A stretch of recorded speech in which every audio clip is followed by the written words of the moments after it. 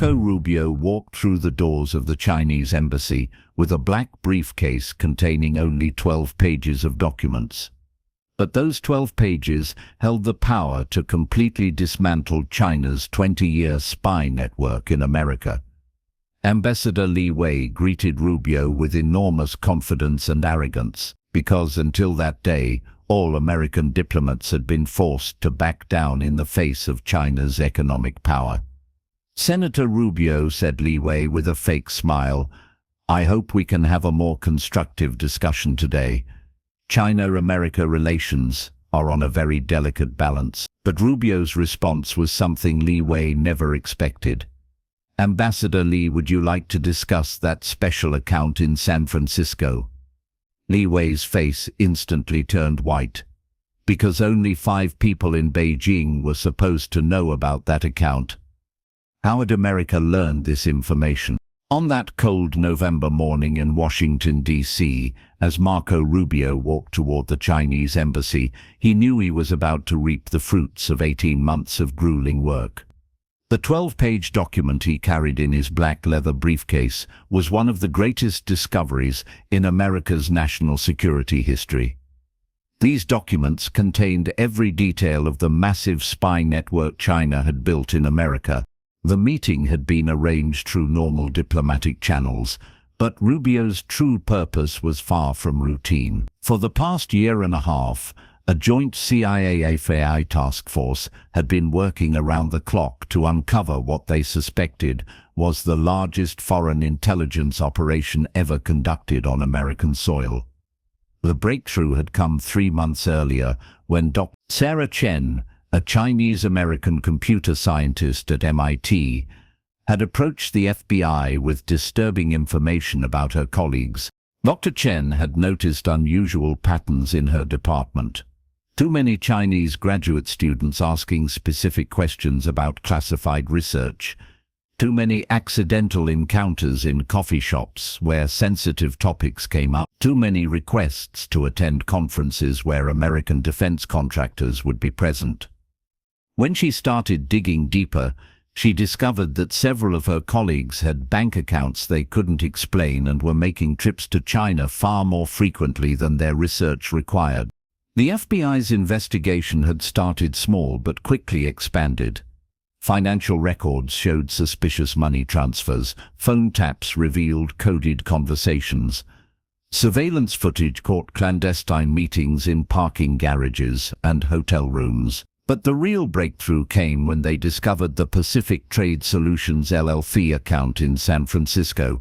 Pacific Trade Solutions appeared to be a legitimate import-export business on paper. It had proper registration, tax filings, and even a small office in San Francisco's financial district. But deeper investigation revealed it was nothing more than a shell company designed to launder money for Chinese intelligence operations. The account had received over $47 million in the past 5 years, all of it traced back to front companies connected to China's Ministry of State Security. Li Wei's hand holding the teacup trembled slightly. But he quickly composed himself. In his 32-year diplomatic career, he had emerged from much more difficult situations. He was one of the Chinese Communist Party's most trusted diplomats, and no American had ever been able to corner him until today. "Senator Rubio, I don't understand what account you're referring to," said Li Wei, his voice carrying forced calm. But internally his panic was growing. He was trying to figure out how America had learned about the San Francisco account. The Chinese embassy's grand reception room was an impressive display of Chinese culture and power. Ancient scrolls hung on red walls, expensive jade artifacts filled glass cases, and traditional Chinese furniture dominated the space. Li Wei had deliberately chosen this room to intimidate American visitors, using cultural symbolism to remind them of China's 5,000-year civilization and growing global influence. But Rubio seemed completely unimpressed by the display. He walked to the center of the room and calmly opened his briefcase, as if he were in his own Senate office rather than foreign territory. "Ambassador Li," Rubio said, pulling out the first document, "let's start with something simple. Wells Fargo Bank, San Francisco, main branch. Account number 47. Account holder, Pacific Trade Solutions, LLC. Does this company sound familiar to you? Li Wei's world spun for a moment. Pacific Trade Solutions was the shell company that financed China's most secret operations in America. Only 5 people in Beijing's Party Central Committee knew of this company's existence: Xi Jinping, General Wang Yi, and 3 other top-level party members. The existence of this company was so classified that even most members of China's Politburo Standing Committee were unaware of it.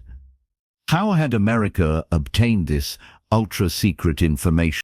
The implications were staggering. If America knew about Pacific Trade Solutions, they potentially knew about everything.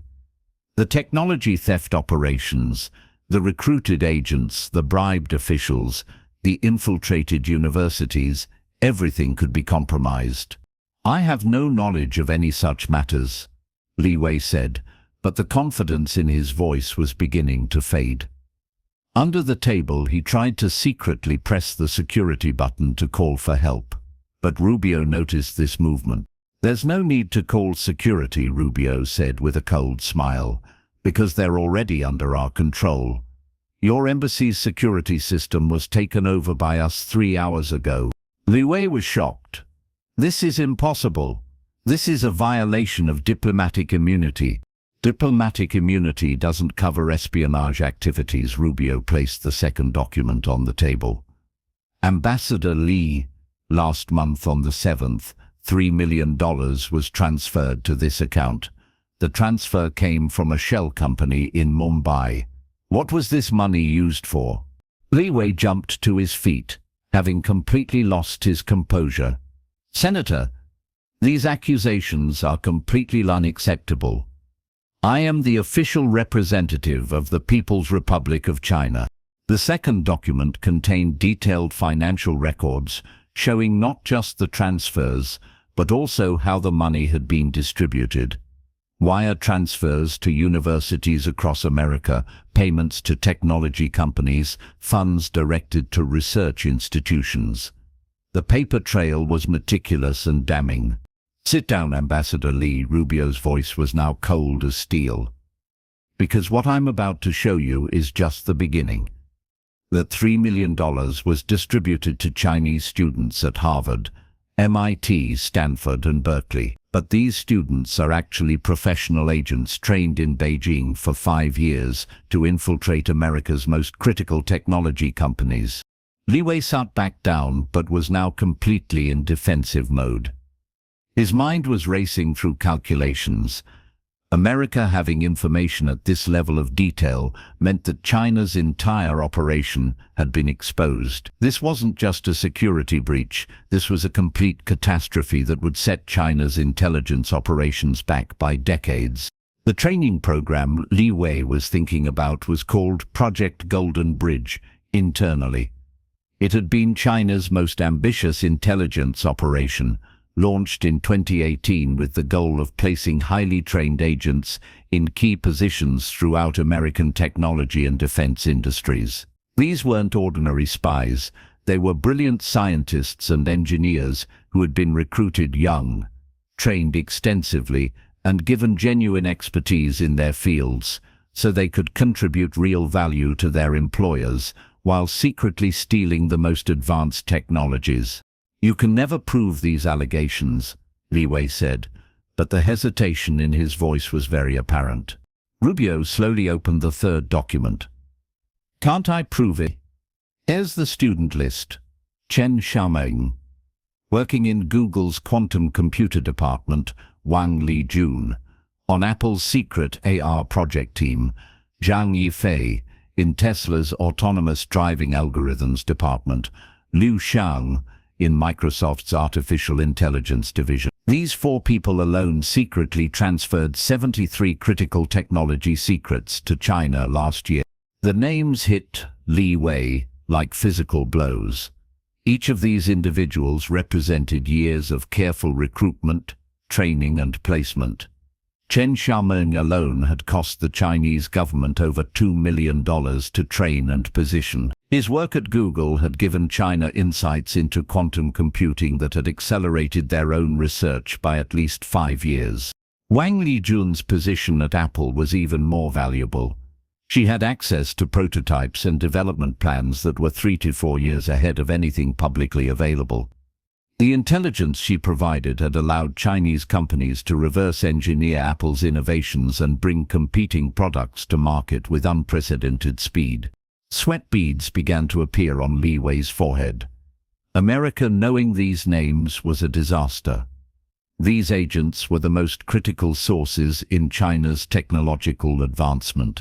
"These are just conspiracy theories," Li Wei murmured, but even he didn't believe what he was saying anymore. "Conspiracy theories?" Rubio placed the 4th document on the table.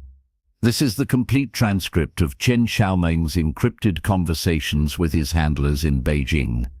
The NSA recorded every word. Read this part specifically. October 15th report. I obtained the schematics for Google's new Q7 quantum processor. I also acquired the source codes for the artificial intelligence learning algorithms." The document was devastating. Not only did it contain Chen's exact words, but it also included technical specifications that proved the intelligence was genuine. The quantum processor designs that Chen had stolen were worth billions of dollars in research and development. Google had spent 7 years and over $12 billion developing this technology, and Chen had simply handed it over to China in a single data transfer. Li Wei's face had now completely dropped its mask. This information was real, and America knew everything. "Is this blackmail, Senator?" Li Wei asked, trying to play his last card. "Not blackmail. Time for accountability." Rubio opened the 5th document. "Ambassador Li, now let's talk about your personal account. The one in the Cayman Islands." Li Wei's heart felt like it was about to stop. "This is impossible. That account—" "You, Cayman National Bank, account number 47, account holder Li Wei Chen. A total of $15 million has been deposited into this account over the past 7 years. Where is this money coming from, Ambassador Li?" Li Wei remained silent, because he no longer had any strength left to deny it. That account was his biggest secret.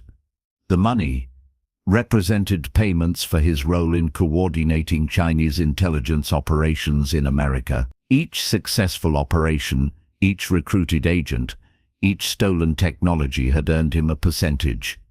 He had told himself it was compensation for the risks he was taking, but he knew it was simply greed. The Cayman account had been set up by Chinese intelligence as a way to ensure Li Wei's loyalty and silence. The money was substantial enough to guarantee his cooperation, but also served as leverage if he ever tried to defect or expose Chinese operations. The account could be used as evidence that he was simply a corrupt official rather than a principled whistleblower. "Let me tell you," Rubio continued as he opened the 6th document. "This money comes from a special fund that the Chinese Communist Party has allocated for secret operations in America. You're not just an ambassador, Li Wei, you're China's chief espionage coordinator in America." Li Wei made one last attempt to speak. "You can't prove this, and I have diplomatic immunity." Rubio placed the 7th document on the table. "Can't I prove it? These are the complete transcripts of your encrypted conversations with Beijing. The NSA recorded everything. Here's a section from your conversation 3 days ago." He began reading from the document. "Operation Dragon Eye is proceeding successfully. We've infiltrated 9 out of 12 targets in Silicon Valley. We obtained Apple's iPhone 16 prototype, stole Tesla's new battery technology, copied Google's AI model." The transcript was extraordinarily detailed. It included not just Li Wei's words, but also technical discussions about how the stolen information would be used. The iPhone 16 prototype intelligence had allowed Chinese manufacturers to develop competing devices that would be ready for market within months of Apple's release. Tesla's battery technology was being reverse-engineered in Chinese factories. Google's AI model was being adapted for China's social credit system and surveillance apparatus. Li Wei was now completely broken. What do you want? Very simple. Rubio opened the 8th document. This is the complete list of all Chinese agents in America. 89 people. Arrest warrants are ready for all of them. But I'm offering you one last chance. What kind of chance? Immediately withdraw these agents. Stop all operations. In return, we won't share the information about your Cayman account and other evidence with the public. The list of 89 agents represented the culmination of China's decades-long effort to penetrate American institutions. They weren't just technology workers. There were agents in the Pentagon, State Department, major universities, defense contractors, and Wall Street firms. Some had been in place for over 15 years, slowly working their way up through American institutions while reporting everything back to Beijing. Li Wei thought about it, but in reality, he had no other choice. If I withdraw these agents, Beijing will declare me a traitor. They might even kill me. If you don't withdraw them, America will arrest you and expose you in front of the entire world. Additionally, your family's safety in China will also be at risk. Rubio placed the 9th document on the table. This is additional evidence. The complete confession of Dr. Chen Weisheng, whom we arrested in Los Angeles last week. He managed a network of 27 spies working directly under your command. Li Wei no longer had any voice left. Dr. Chen Weisheng had been one of Li Wei's most successful recruits. A brilliant material scientist, Chen had been approached by Chinese intelligence while completing his PhD at Caltech. Over the course of 8 years, he had systematically recruited other Chinese scientists and engineers, building a network that penetrated deep into America's defense industry. Dr. Chen transferred every detail of Boeing's new F-35 Lightning fighter jet project to China. He also turned 5 high-level Pentagon personnel into paid agents, who planned and approved this operation. I was just... Li Wei couldn't find the words. You're not just someone who takes orders, Li Wei. You're the chief architect of this operation. Rubio opened the 10th document. This is your detailed report to Beijing from last week. You write, we achieved 73% infiltration success in America's defense systems. The F-35 project has been completely decoded. Our sources in the Pentagon are active. The report was something Li Wei had forgotten about. America obtaining this document meant that all of China's operations in America had been exposed. The 73% infiltration rate wasn't an exaggeration. Chinese intelligence had successfully placed agents in nearly 3/4 of America's most sensitive defense and technology programs. Li Wei buried his head in his hands. This report's existence was devastating evidence of the scope of Chinese operations. So what do you want? Li Wei said in a defeated voice. What I want is very clear and specific. You will report to Beijing that all the information in this report is false. You will say that you know nothing about America's real defense systems, that the operations have failed. This is impossible. Doing this means the end of my career. 11th document. Rubio continued. This is a detailed report of your son Li Jiameng's activities at Harvard over the past 6 months. Is he also part of your spy network? Li Wei's eyes widened in horror. No, my son has nothing to do with any of this. He's just a student. Then it's in your best interest to cooperate, because your son is also currently under our surveillance. Every step he takes on Harvard campus is being monitored. Li Jiameng was Li Wei's greatest weakness and his greatest pride. The young man was genuinely brilliant, studying computer science at Harvard and showing real promise as a researcher. Li Wei had deliberately kept his son away from intelligence work, wanting him to have a legitimate career. But now America was threatening the one thing Li Wei cared about more than anything else. Rubio opened the 12th and final document. This is a comprehensive list of Chinese agents' activities in America over the past 8 years. 47 incidents of advanced technology theft, 23 incidents of military intelligence leaking, 56 incidents of economic espionage, 89 incidents of academic information stealing. Total economic damage, $127 billion. Li Wei felt his head spinning. These numbers were real and enormous. The economic impact was staggering.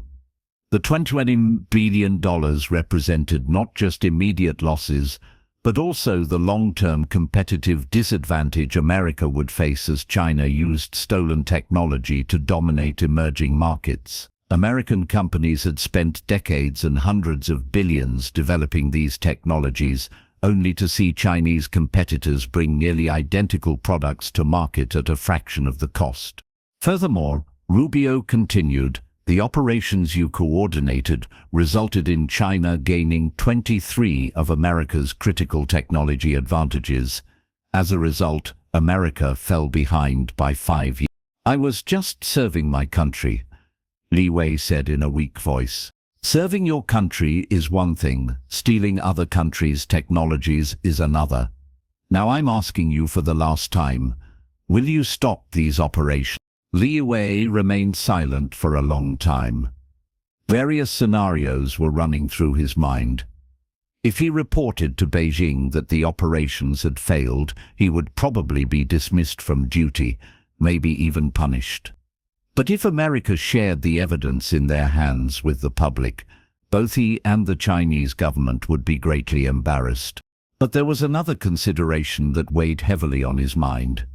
The Chinese intelligence system was not forgiving of failure.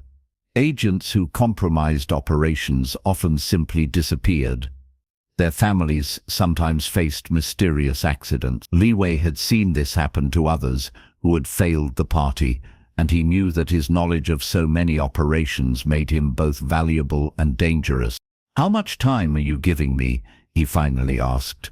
72 hours, Rubio said, standing up. Within 72 hours, all operations will be stopped. Agents will be withdrawn, financial transfers will be cut off.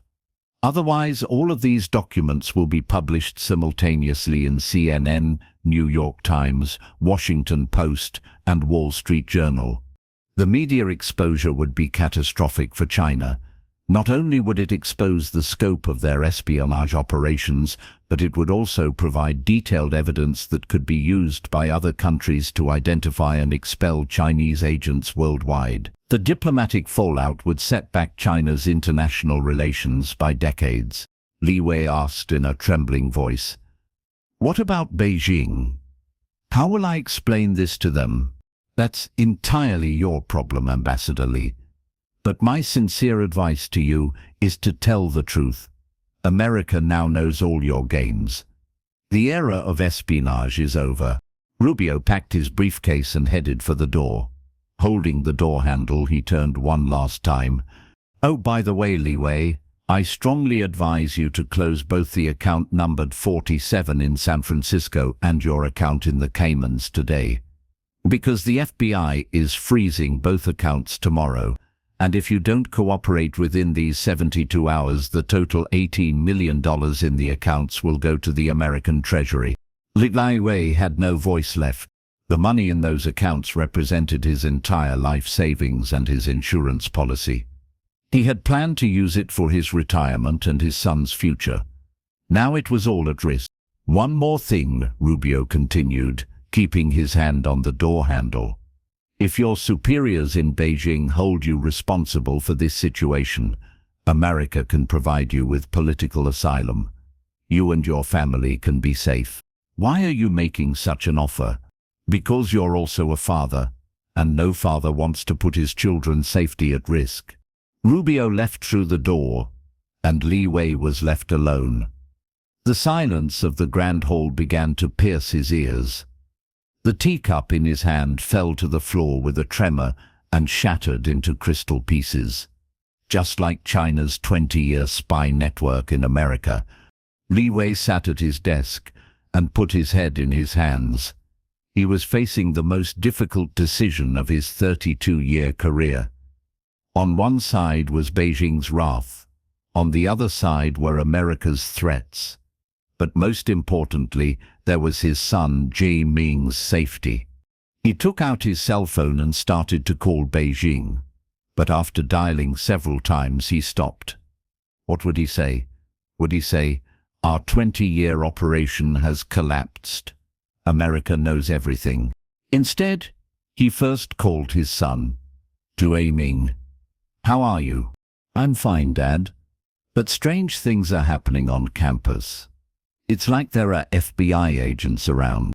Li Wei's heart constricted. Rubio was telling the truth. His son was really under surveillance. "Ji Ming, listen to me very carefully. Starting tomorrow, be very cautious on campus. Don't have political discussions with anyone. Don't attend any secret meetings." "Dad, are you okay? Your voice sounds very strange." "I'm fine, son. Just be careful." After hanging up, Li Wei fell into deep thoughts. He had no choice but to accept Rubio's offer. But how would he report to Beijing? Finally, an idea came to his mind. He would report to Beijing that America had taken new security measures, that operations had become too risky. He would say that agents needed to be temporarily withdrawn for their safety. The next morning, Li Wei had an encrypted conversation with Beijing. "Comrade General Wang, the situation in America has changed. They have taken very big security measures. Our operations are in danger." "What kind of danger?" asked General Wang Yi. "The FBI and CIA have launched a joint operation. Some of our agents are under suspicion. I recommend a temporary withdrawal." "What does this mean?" "Our operations were going successfully. Comrade General, understand the seriousness of the situation. If we don't withdraw now, we could lose our entire network." General Wang remained silent. Li Wei continued, "Additionally, America has passed new technology security laws. Very strict controls have been introduced for Chinese employees. In such situations, the wise thing to do is to temporarily lower the profile." "For how long?" 6 months. After 6 months, when the situation returns to normal, we can be active again." General Wang reluctantly agreed. "Okay, but you are responsible for this operation, Li Wei. If it turns out that this withdrawal was a wrong decision..." "I understand, Comrade General. The responsibility is mine." After the conversation ended, Li Wei called Rubio. "Senator, I accept your offer. I'm stopping the operations." "A wise decision, Ambassador Li. What kind of plan will you make?" "I reported to Beijing that there was a security problem in America. I ordered the agents to withdraw for 6 months." "Perfect.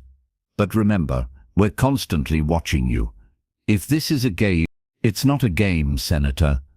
I just want my son to be safe." Within 72 hours, with Li Wei's coordination, Chinese agents in America began to secretly leave the country. Chen Xiaomeng at Google resigned due to illness. Wang Lijun at Apple returned to China citing family problems. Zhang Yifei at Tesla and Liu Xiang at Microsoft also left their jobs with similar excuses. The other 85 Chinese employees at technology companies also quit their jobs with various excuses. Students at Harvard, MIT, Stanford, and Berkeley abandoned their education halfway and returned to China. The 5 high-level personnel at the Pentagon also decided to retire. No one knew yet that they were Chinese agents, but the FBI was keeping them under close surveillance as well. A week later, Li Wei called Rubio for the last time. "Senator, all operations have been stopped. 89 agents have been withdrawn. Financial transfers have been cut off. Very good, Ambassador Li, you kept your word. What about my situation and my son? You can return to Beijing. Your son can also continue his education, but both of you will be under constant surveillance. I understand. One more thing, Li Wei. If you try to organize such operations again in the future, we won't give any chances this time. A month later, Li Wei resigned from his ambassadorial duties due to health problems and returned to China. The party officials in Beijing first questioned him, but they accepted the argument of increased security in America. The new ambassador who replaced Li Wei, Chen Xiaodong, adopted a much more cautious approach. China now turned to much more secretive and limited activities instead of conducting open espionage operations in America. Marco Rubio, in his Senate office, was celebrating one of the greatest victories in America's cybersecurity and technology protection history. With just 12 pages of documents and a 3-minute confrontation, he had dismantled China's 20-year spy network. When CIA Director Patterson visited Rubio, he told him, "Marco, this operation will go down in America's security history. Books will be written about how a single diplomat dismantled a 20-year spy network with his fingertips." "William, this is just the beginning," Rubio said. "China won't give up. They'll try other ways. But at least now they know that America is not sleeping." What about Li Wei? Is he really safe? Li Wei is now a valuable resource for us. He's the most important person who knows how China's operations in America work. We must keep him safe. 6 months later, Li Wei had started living a quiet life in Beijing. He had lost his position in the party but was free. His son Jiaming also completed his education at Harvard and was now working at a small technology firm in Boston. China's technology theft operations in America had largely stopped. America's technology companies had become more secure. And most importantly, the world now knew those who tried to steal America's technology secrets could face determined leaders like Marco Rubio. The investigation that had started with Dr. Sarah Chen's concerns had grown into the largest counterintelligence operation in American history. The FBI and CIA task force had not only identified the 89 active agents, but had also mapped out China's entire intelligence infrastructure in America. They discovered backup communication networks, safe houses, financial channels, and recruitment protocols that China had spent decades building. The technology companies where Chinese agents had been placed also underwent major security overhauls. Google implemented new background check procedures and restricted access to sensitive projects. Apple created isolated development environments for its most critical technologies. Tesla and Microsoft established new protocols for handling proprietary information. American universities also tightened their security measures. International students, particularly those from countries of concern, faced enhanced scrutiny. Research projects with potential military applications were moved to secure facilities with limited access. The diplomatic ramifications extended far beyond the immediate crisis. Other allied nations began their own investigations into Chinese intelligence operations. Canada, the United Kingdom, Australia, and several European countries discovered similar networks operating within their borders. The evidence provided by America's operation became the foundation for a coordinated international response to Chinese espionage. In Beijing, the failure of Operation Dragon Eye sent shockwaves through the intelligence community. Several high-ranking officials were quietly removed from their positions. The entire American operation was reviewed and restructured. New protocols were established to prevent such comprehensive exposure in the future. Li Wei's family situation remained complex. While his son Jiaming was allowed to remain in America, he lived under the constant awareness that he was being monitored. He chose to stay in Boston after graduation, finding work at a legitimate technology startup that had no connections to sensitive government or defense projects. Li Wei himself struggled with his new reality in Beijing. His former colleagues avoided him, uncertain whether he was being punished or was still trusted by the party. He was given a minor position in the Ministry of Foreign Affairs, handling routine trade matters that had no strategic importance. The psychological impact on Li Wei was profound. For over 3 decades he had been a key player in China's rise as a global power. He had believed deeply in China's mission to reclaim its rightful place in the world, and he had seen his intelligence work as patriotic service. The confrontation with Rubio had forced him to confront the reality that his actions had consequences beyond geopolitics. Real people, including his own son, could be hurt by the games nations played. Back in Washington, Rubio's success in dismantling the Chinese spy network elevated his profile significantly. He was invited to brief congressional committees on national security threats. His approach, using overwhelming evidence to force adversaries into impossible positions, became a case study taught at intelligence agencies and diplomatic schools. The 12 documents that Rubio had brought to the embassy that day were the result of an unprecedented level of interagency cooperation. The NSA had provided the communications intercepts. The FBI had conducted the financial investigations. The CIA had developed the human intelligence sources, and the Treasury Department had traced the money flows. The operation represented American intelligence at its most effective. The success also vindicated investments in new surveillance technologies. Advanced data analysis had helped identify patterns in seemingly unrelated activities. Artificial intelligence systems had processed massive amounts of communication data to identify coded conversations. Financial tracking systems had followed money through complex international networks. The long-term strategic impact was even more significant. China's technological advancement had been heavily dependent on stolen American innovations. Without this steady flow of purloined information, Chinese companies found themselves struggling to maintain their competitive edge. Several highly publicized product launches were delayed or cancelled when it became clear that the underlying technology was no longer accessible. The operation also demonstrated the vulnerability of open societies to systematic espionage. The very openness that made America attractive to international students and researchers also made it vulnerable to exploitation. The challenge going forward would be maintaining America's competitive advantages while preserving the openness that drove innovation. For Li Wei, the months following his return to Beijing were filled with uncertainty and regret. He had saved his son from immediate danger, but at the cost of everything he had built over 3 decades. He often wondered if he could have found another way, some path that would have protected both his family and his career. But in his more honest moments, Li Wei acknowledged that Rubio had simply presented him with the consequences of choices he had made years earlier.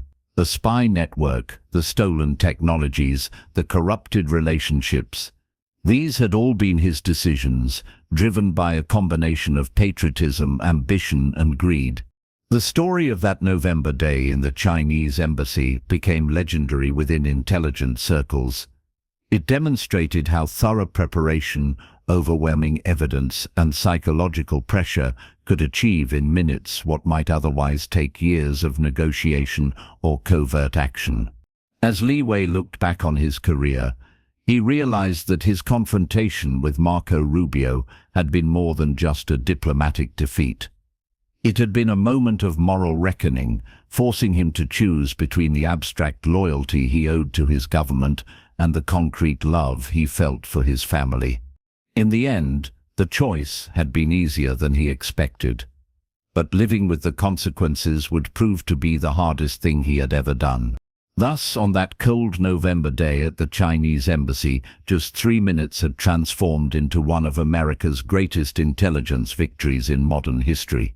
Marco Rubio, with just 12 pages of documents and his strategic intelligence, had succeeded in dismantling a 20-year spy network.